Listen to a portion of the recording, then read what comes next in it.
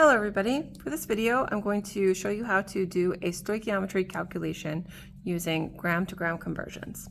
So first we're going to take our desk inventory. The things that you need on your desk when you're going to go do a stoichiometry problem is your stoichiometry notes and classwork packet, your periodic table, a pencil, a calculator, and you may want to make yourself the stoichiometry steps.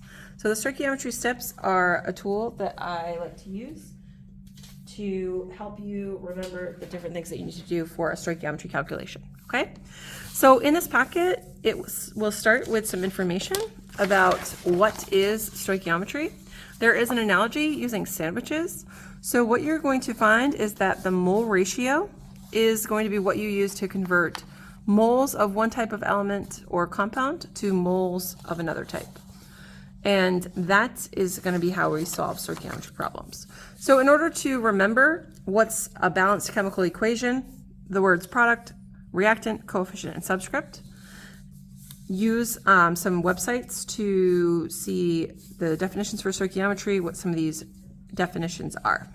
There is a video about mole ratios. You can do that as well. So we're going to do the first calculation on the stoichiometry practice classwork, and I also have the steps written here. So in all stoichiometry steps, you want to start with a balanced chemical equation. That's step 1.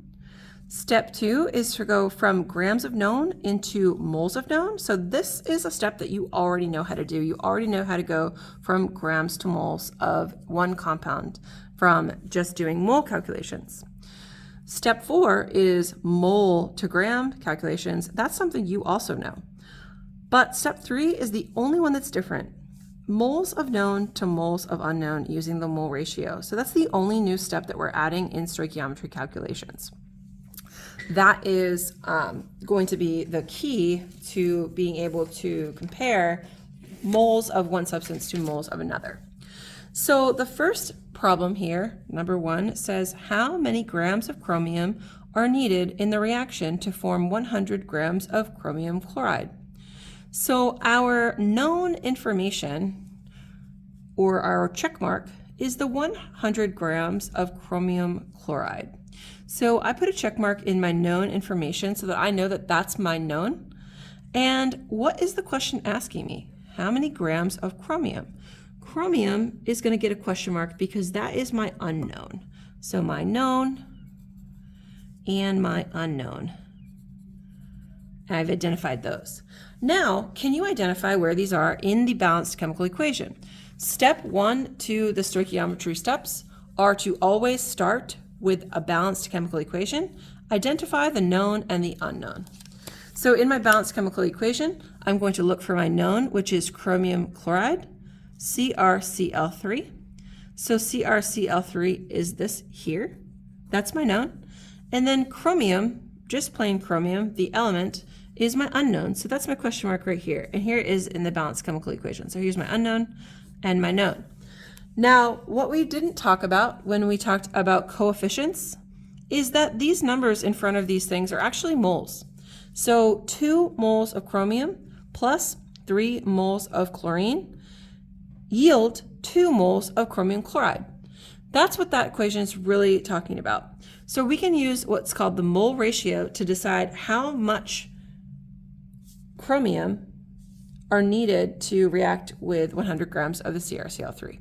So we are going to do the very first step is start with the number given over 1. So that's also our first step in mole calculations.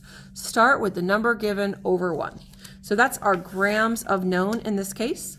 Grams of known is going to be 100 grams of CrCl3 over 1. So that's our very first step. So these problems, instead of going across, are actually going to go down, 3-step problem. And what we need to find in our stoichiometry steps is go from grams of known to moles of known. That's also written here, grams of known to moles of known. This is a regular mole calculation where you're going from grams of known, using 1 mole of the mole mass, and then you're going to get the moles of known. So here is my 1 mole over the molar mass of CrCl3. So if I look at my periodic table here, I can see that Cr is right here, 52, and I need 3 chlorines. And the molar mass of CrCl3 is going to be 158.36 grams, and that's grams of CrCl3.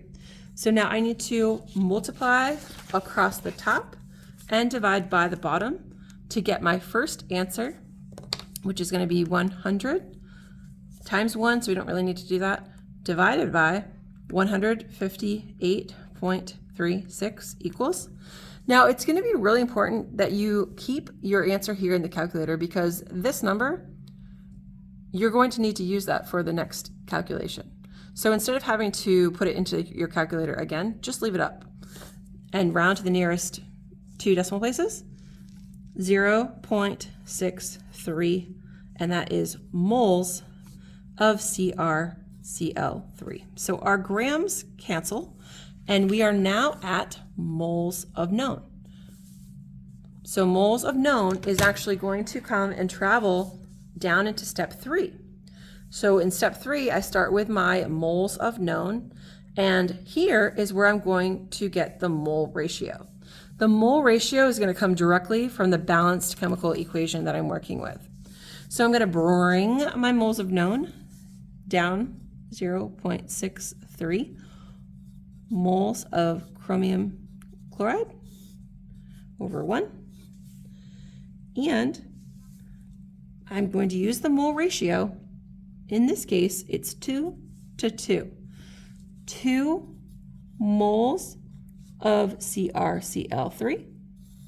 And my moles, that's my moles of known. My moles of unknown is going to go on the top because that's what I'm trying to find. My unknown, which I identified earlier, is chromium. There are 2 moles of chromium needed for this reaction. That right there is my mole ratio. So the mole ratio comes directly from the balanced chemical equation. You have to make sure you identify your known and unknown so that you have them in the right order. It's always going to be your moles of unknown on the top and your moles of known on the bottom. So this is actually 2 divided by 2 is just 1. So I'm going to end up with the exact same answer here. But instead of moles of chromium chloride, it's going to be just moles of chromium. Now, check my stoichiometry steps. I now have my moles of unknown. I'm going to bring the moles of unknown down into step 4, where I'm going to calculate my grams of unknown. This is something you already know how to do. You already know how to go from moles to grams. So I'm going to take my 0.63 moles of chromium over 1, and we're going to see again what the molar mass of chromium is, 52.0. So do I put it on the top or the bottom? Well, let's look at our stoichiometry steps or our mole triangle and realize that this is going to be moles of unknown. The molar mass is going to go at the top. This should actually say mole. 1 mole of chromium is going to be 52.0 grams over 1 mole. So see how I left that answer in my calculator? Now I just need to multiply by 52. And my answer here is going to be 32.8. We'll round that last number up to the nearest 2 decimal places. And the answer is going to be in grams of chromium. Circle our final answer and check the problem back to see if this matches. So the question is asking how many grams of chromium are needed, and our answer is in grams of chromium, so we are done with this problem. Now, that is how to go from grams of known to grams of unknown. Sometimes you won't have to go through all of these steps. You may be given moles. If you're given moles, you can actually skip step 2. You'll still need step 1 in the balanced chemical equation, but you can skip and start with your moles of known. So if you're already at moles of known, you just go right into the mole ratio. An example of skipping step 2 would be question 4, where 65 moles of potassium chlorate decomposes, how many grams of oxygen are produced. So your known is going to be the potassium chlorate, that's this one right here, check mark. And how many grams of oxygen are produced? Well, which one of these is oxygen? This one right here. So your question mark is going to be O2. You'll start with 65 moles over 1 and go right into the mole ratio of moles of known over moles of unknown, which is going to be the 3 moles of oxygen. Okay, try out the stoichiometry problems yourself, and if you have any questions, please let me know.